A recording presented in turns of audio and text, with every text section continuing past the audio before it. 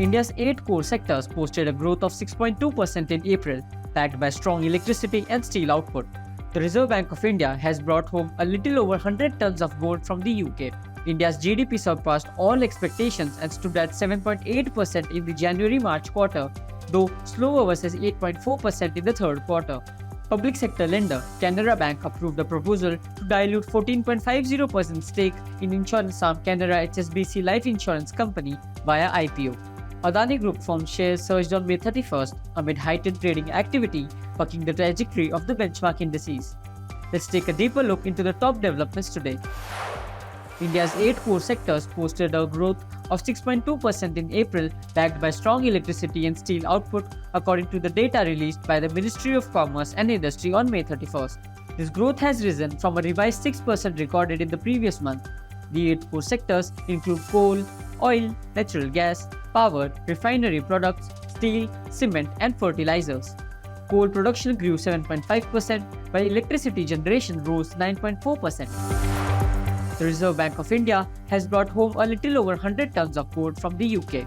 Gold at such a scale was added to the central bank treasury last in 1991, the report added. A similar quantity of metal may be added to the RBI stock over the next few months for logistical reasons and diversified storage.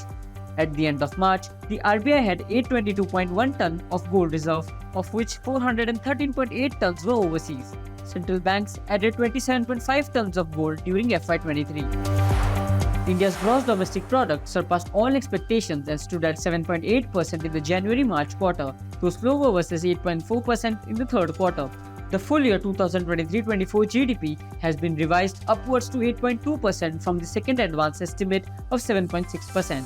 Real gross value added has grown by 7.2% in FY24 thanks to the manufacturing sector, whose GVA rose by 9.9% in 2023-24 over a contraction of 2.2% in 2023-24. Public sector lender Canara Bank approved a proposal to dilute 14.50% stake in insurance arm Canara HSBC Life Insurance Company via initial public offering.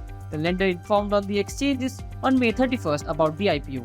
The proposed IPO, however, remains subject to approval from the Reserve Bank of India and the Department of Financial Services under the Ministry of Finance and Government of India.